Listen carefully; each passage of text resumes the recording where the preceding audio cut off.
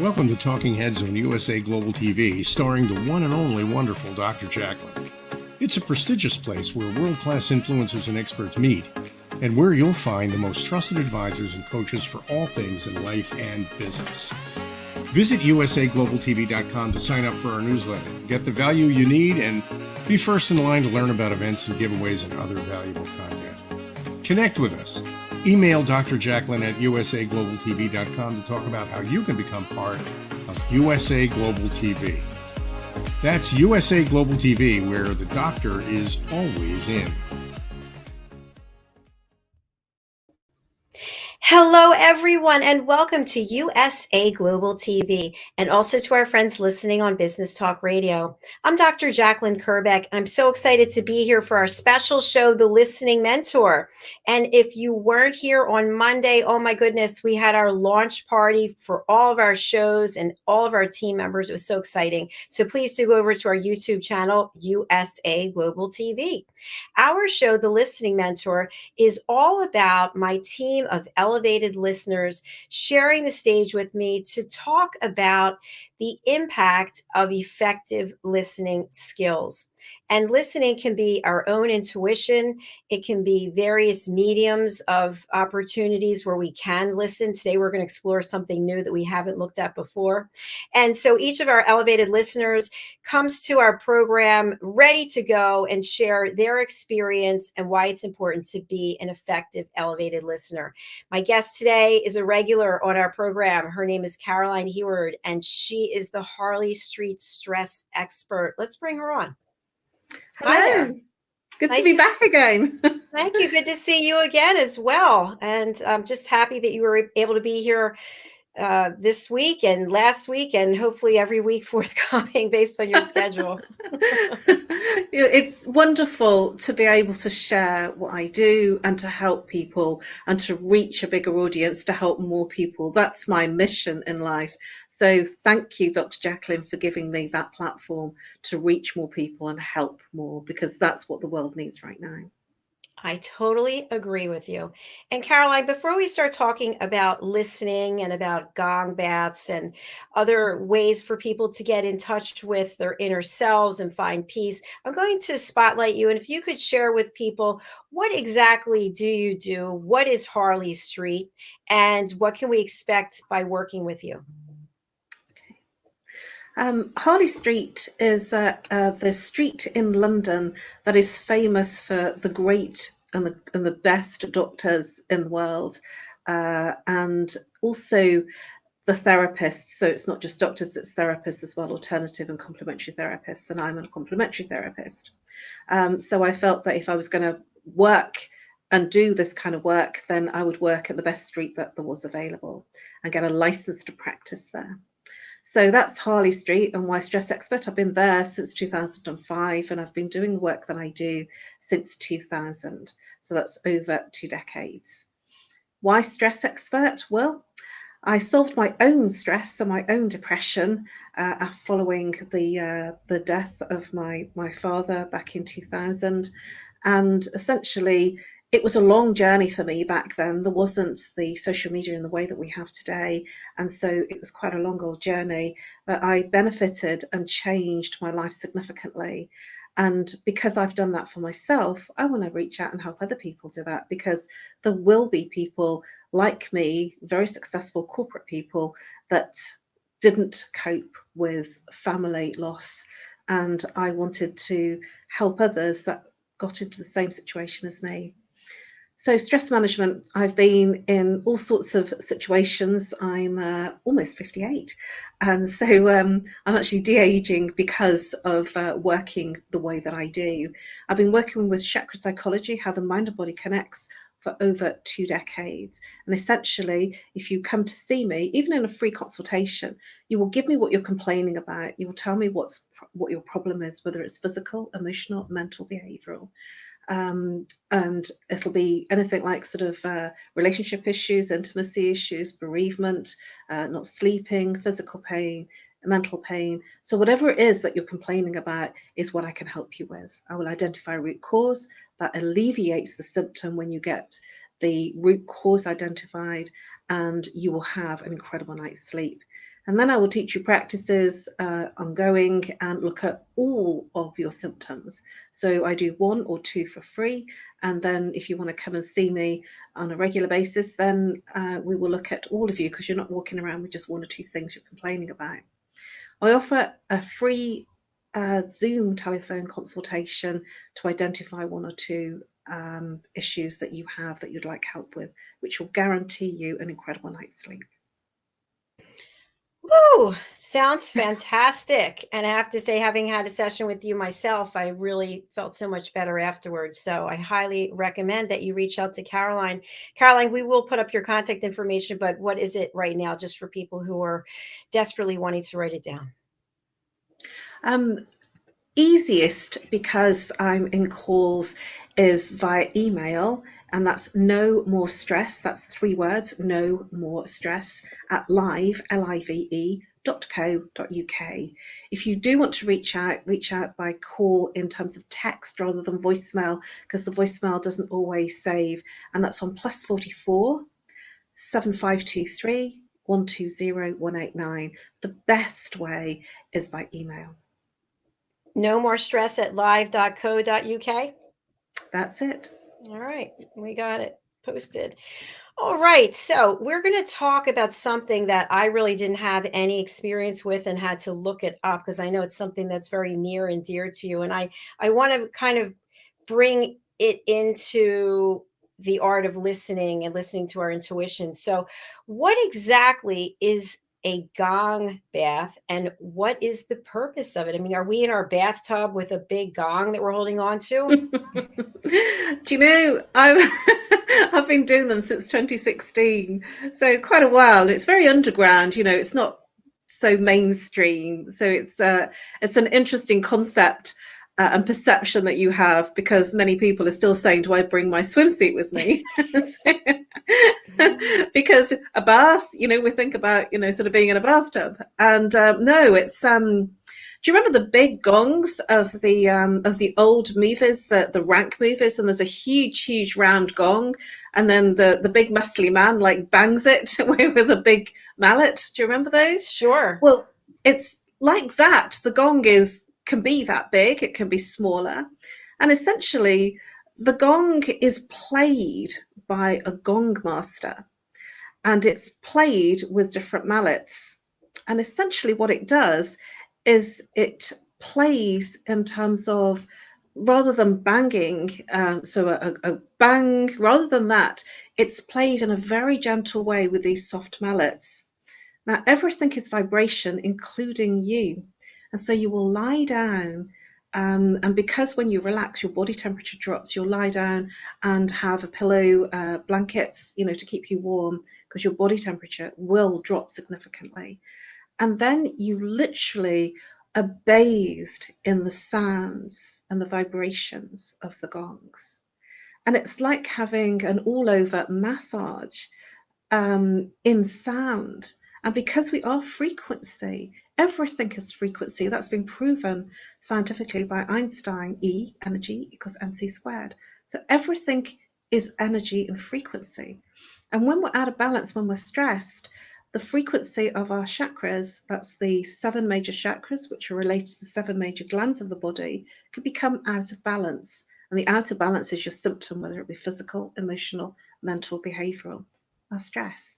And so essentially, when you're lying down in the gongs, something incredible happens to you, and everything gets straightened out, and everything becomes incredibly soft. I literally don't feel my feet. I float home when I've done a gong bath, because I just feel incredible. You get amazing sleep after a gong bath, because it corrects everything, and it almost rejuvenates you. It's like a rebirth thing. That's certainly my experience, and I wouldn't keep going if I didn't get the experiences. But as I said, it's quite an underground thing that's going on, and you have to know about it or be told by somebody, a referral. Why do you think it is an underground process? It's not mainstream. It's a bit like You know, when there was a recession back in the early, I think it was 90s. You'll have to forgive me, I can't quite remember exactly when. And what was happening underneath that mass economic crash is that underground there were people that were using technical advancement of the internet. And underneath the recession, there was a boom of technology. And that's what this is. This is underneath the demise, the stress, the anxiety, the depression, the demise of us being in a technological world. There is something else that's coming up because people are looking for solutions for stress, and the pill taking is not working, and people are looking, and so the people that are looking for solutions are finding it. And so meditation has come up in recent years, and mindfulness, and this is part of that. Now, mindfulness and meditation have been around for a long time, but it's become more trendy, and that's what gong baths are doing. And it's underground because not many people know about it, because they're still quite skeptical, of like the new and the different things, because it doesn't make sense. And if it was promoted more in mainstream media and talked about, and celebrities, were doing gong baths, then it would be much more in the mainstream media. And I think that's what will happen. It needs a Madonna, or sort of somebody that's of equal, sort of celebrity status, to bring up the temperature of this is an amazing technology to go to and feel different and amazing.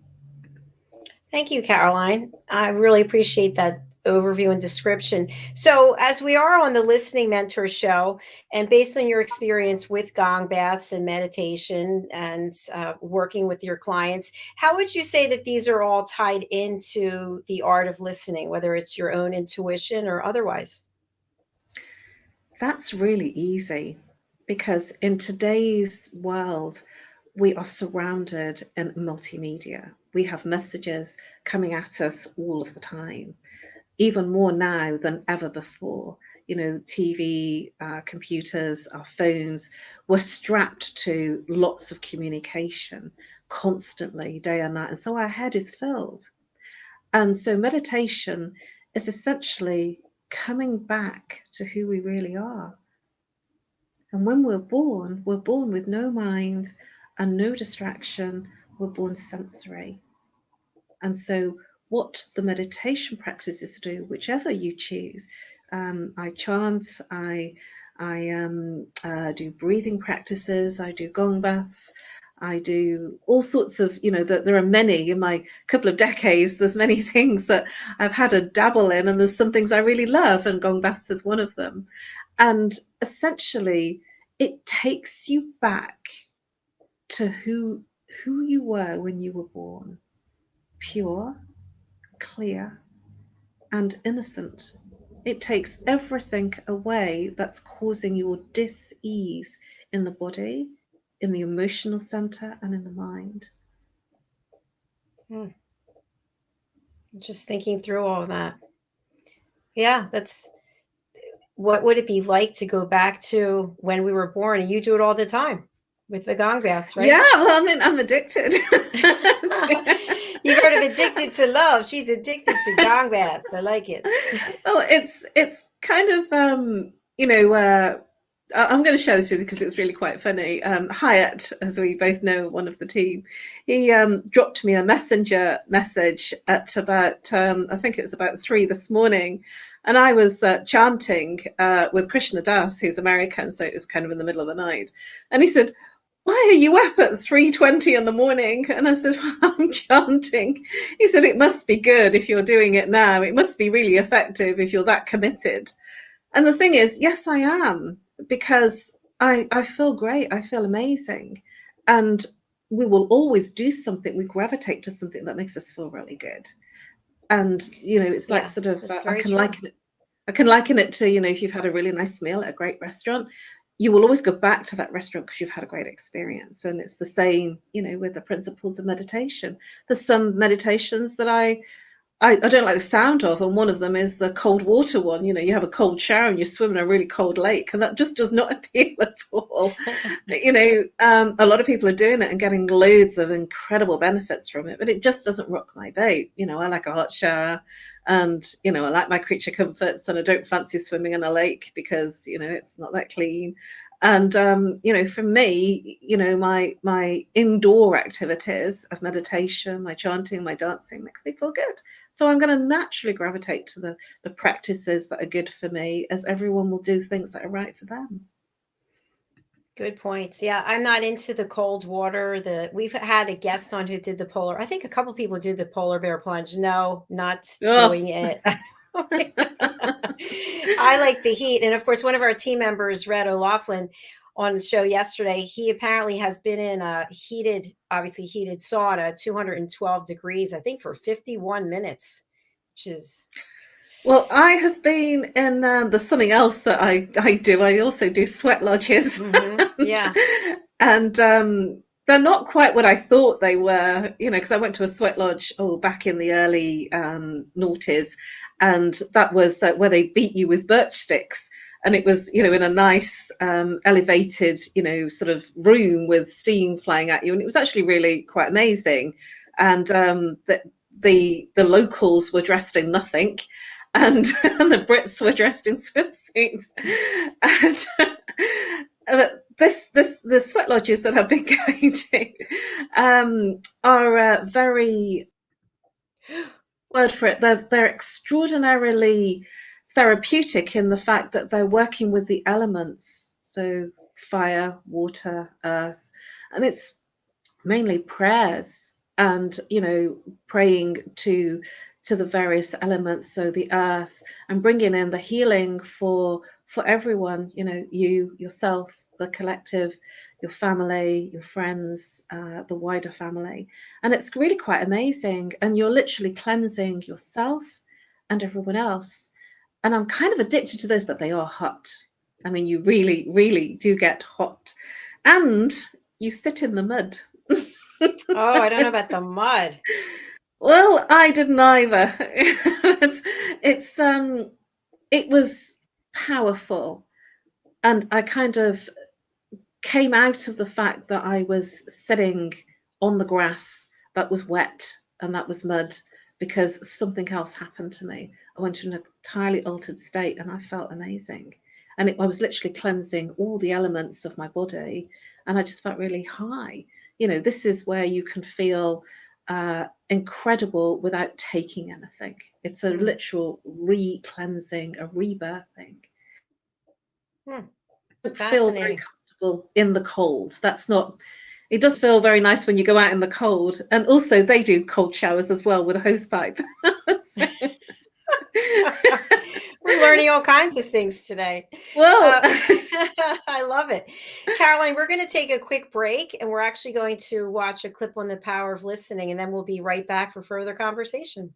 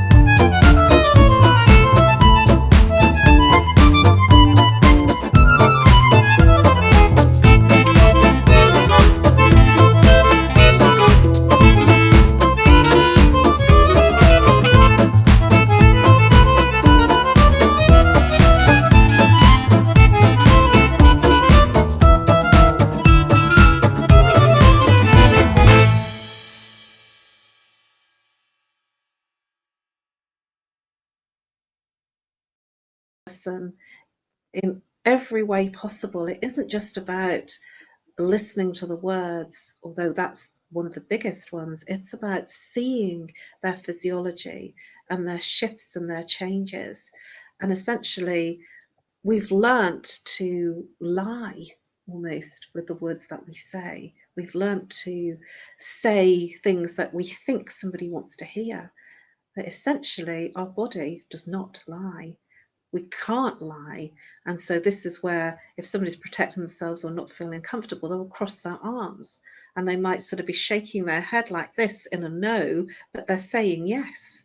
And so when you're listening wholly and sensorily to every acute aspect of your senses, you will see the yes is really no. But if you're not looking, you will not see it. I really appreciate you, and I learned from you myself to be very aware when I use the word try. And Ah. now anytime someone says to me, I'm trying, I think, nah, nothing's going to happen. That's what I think. Well, it's true. And so I've actually corrected people before now because I want them to succeed. And when I hear them say try, it will be a behavioral thing. They won't even realize they're doing it.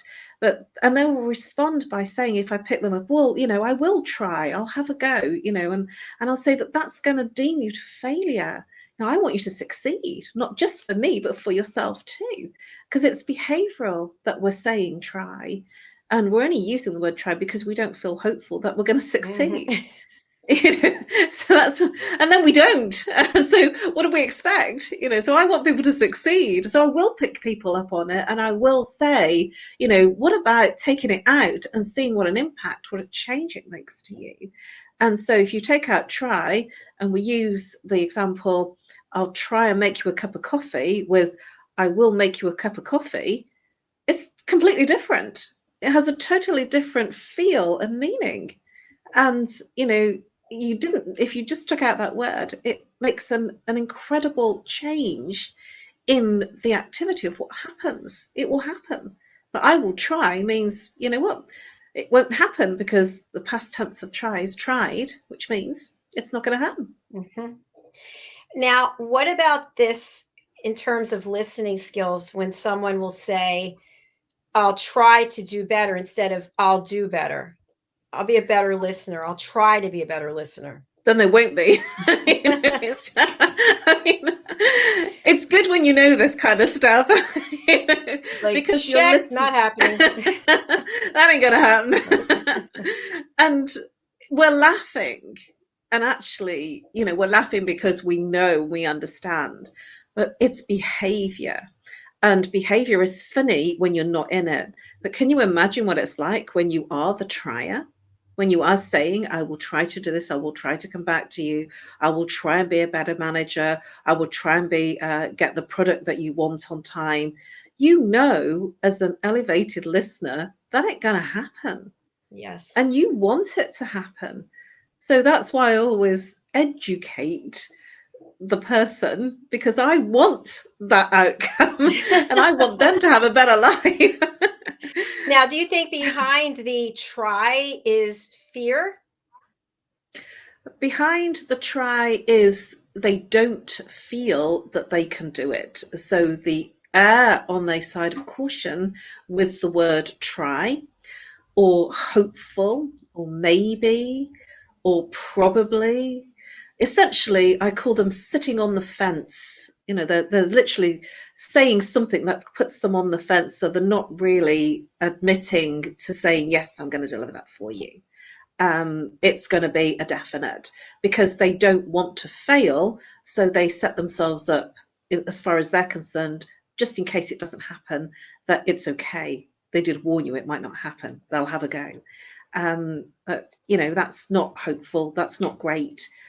Not for the person that's looking for the outcome, and certainly not for the person, because it shows a depth of a lack of confidence and a lack of feeling that it's going to be achieved. They're actually going in with, well, I'll err on that side of caution because I might not get it done. Yes, I agree with you. It's that fear, that lack of confidence, maybe a lack of commitment. when we look at becoming an elevated listener, being someone who is present, someone who is giving someone a space to share where the other person feels safe, that can't be a try. Right? That can't, I'll try to listen means you are not, if someone says that to you, find somebody else to talk to. It's not happening there. You can't try. You either set aside the time and dedicate yourself to that person, which we can't do all the time. Let's be specific about that as Yeah. well. Yeah, absolutely. You know, when somebody calls me up and says they have 10 minutes for a free consultation, I just say, well, I can't do anything in 10 minutes. You know, you need to give me at least 30 minutes to be able to help you. And that's because they don't do a call for longer than that, you know, because they don't have that listening ability, or they're sort of, they're in their head so much that time is really precious. Time is actually a mind construct, and when you're not in the mind, time goes quickly. It flies. When we do these shows, I just look, I'm like, whoa, I can't believe it. The whole week is gone. I think it also applies to coaching. When a person goes down the path, or they feel they want to get coaching. And I've heard this before. I'm going to try to change my behavior. Listen, if you're either going to change your behavior or you're not. And if you're not, you might as well call someone else, because I'm not going to try with you, right? It's actually irritating, isn't it? Now you know what it really means when somebody's saying using try or trying. It's irritating to you because you know they're not going to succeed. And the other person is saying it not because they want to fail you or themselves. It's a safety net because they don't feel confident about the end result. So they're erring on the side of caution. And so I would rather help them rather than feel that, you know, sort of, oh, this is not right for me. I know that might sound crazy, but that's what I do. Part of my work is behavioral work. And essentially, when you're in a behavior, you can't see it until you become aware and you witness it. And so part of the work that I do is I have to, as soon as the behavior is done, I have to almost stop them and interrupt them and say, did you see that? Did you hear the fact that you use the word try? And they go, oh, yes, I did. And then they'll be talking again. And then I'll stop them again and say, did you hear you're trying this time? Because they won't admit at first that they're actually using the word try. But then behavior is almost something you're being, not something you're thinking about. It's something that's actually happening without thought. You're not trying to be, you are whatever it is. And so you have to call them out on the behavior in the moment that it happens so that they can then witness it. And in the witnessing, they can start changing it. But you can't change what you don't see or hear. Perfect. And I think, to give our audience an idea, if I were to call you for a consultation over Zoom, and I said, Caroline, I'd love to schedule something with you, and you responded, well, I'll try. I'll try to fit you in. I'll try to listen to. I'd be like, I'm going to hang up now. Right? Because I know if I'm already in need of help and I'm reaching out to someone else who's going to try, we have two people who are not going to get anywhere. Yeah. And also in the listening, it has to go both ways because the other person might not be ready. And so they might talk about all sorts of other things, saying, I'm okay, really, you know, sort of, what do you think about this and what do you think about that? And so they're giving me scenarios because they're coming at their issues in different ways. What I do, because I've been trained for more than half of my life by Americans, I'm very direct in terms of the way that I work. And I literally, you know, give them feedback and insights that hits them right between the eyes. I mean, it's very direct feedback because behavioral work is, because only when you can be direct can you see it. And then they've got nowhere to go because they'll say, God, you got me. You know, how did you know that? I've not told you that. But it's in the language, their behaviors, their expressions. So the listening is all sensory acuity. It's not just one listening with your ears. We're using every sensory acuity that you have. What do you see? What do you hear? And the seeing is not just the arms crossed or the legs crossed. It's the facial expression. It's the smile. It's the eyes. It's the breathing. Are they almost pausing to think before they answer you, or are they using a story to get out of a feeling? Because if I identify a root cause, the person generally will almost take a sharp intake of breath and go silent. And if they're in shock, which I have had today, I've had a couple of people that have been in quite a surprise by the uncovering of their root cause. They go, "Oh my gosh, whoa, you can't, I can't hide from you, gosh, you got me." And it's powerful because that's a behavioral response. They're surprised that somebody can see that, and that's using sensory acuity. That's very, very acute sensory perception and reception.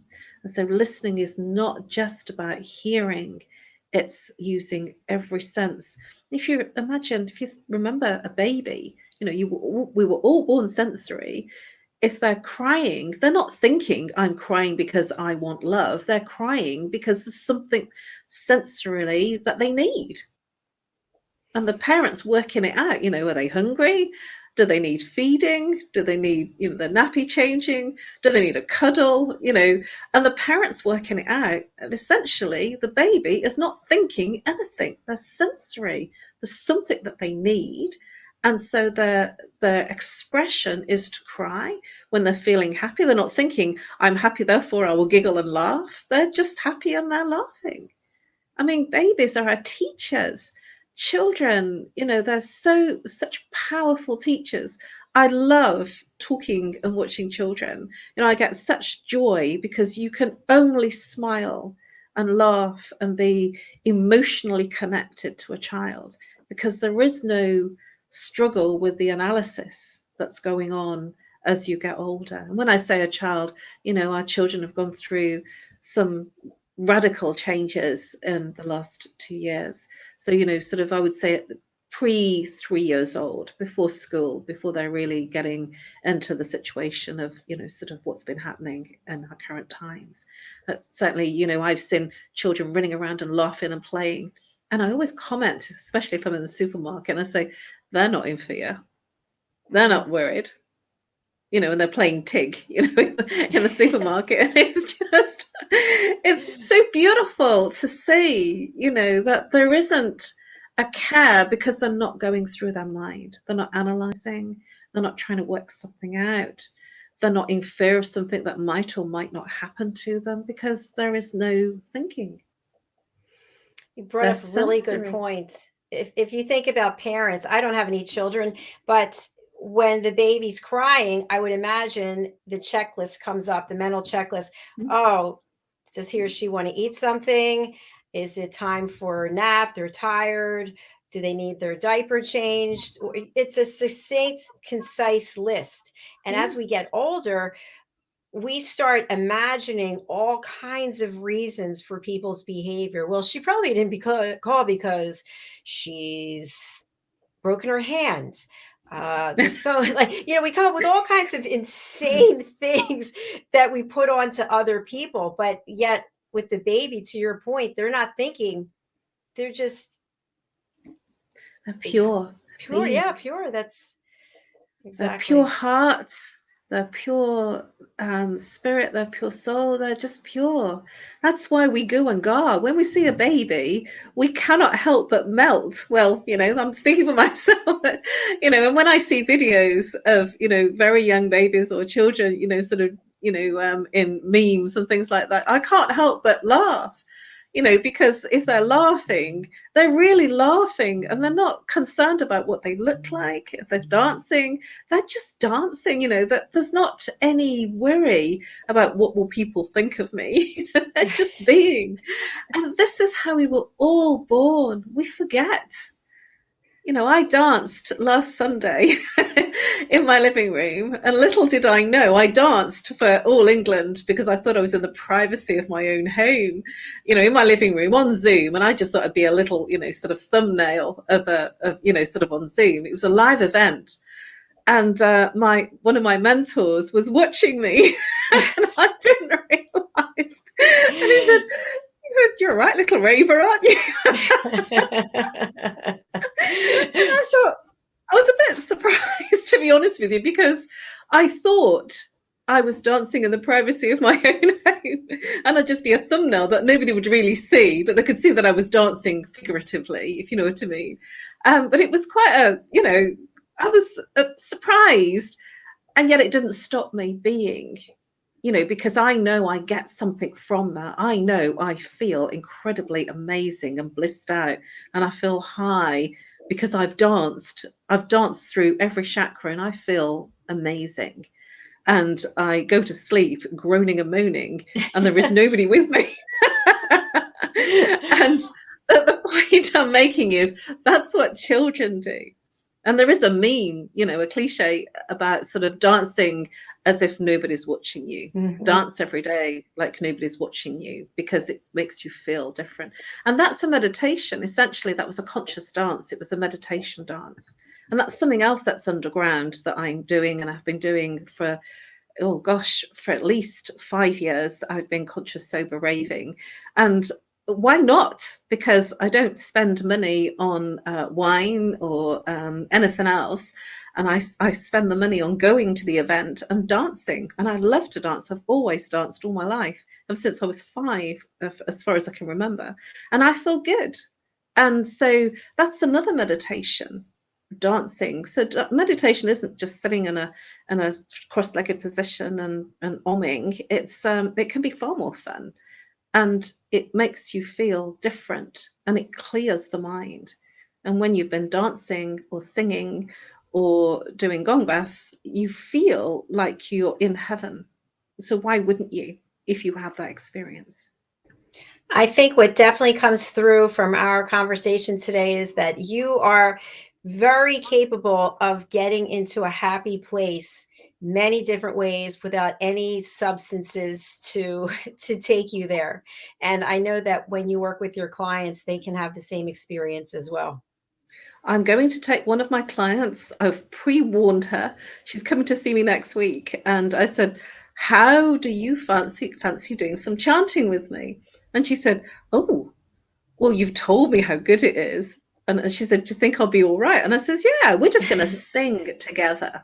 I says, "But it's what we're singing." And I says, "But I can't just get somebody to do it. I have to kind of prepare them so that they feel comfortable." So she booked the next session really quickly. She said, "I think I'll come and see you in 2 weeks' time then, rather than a month."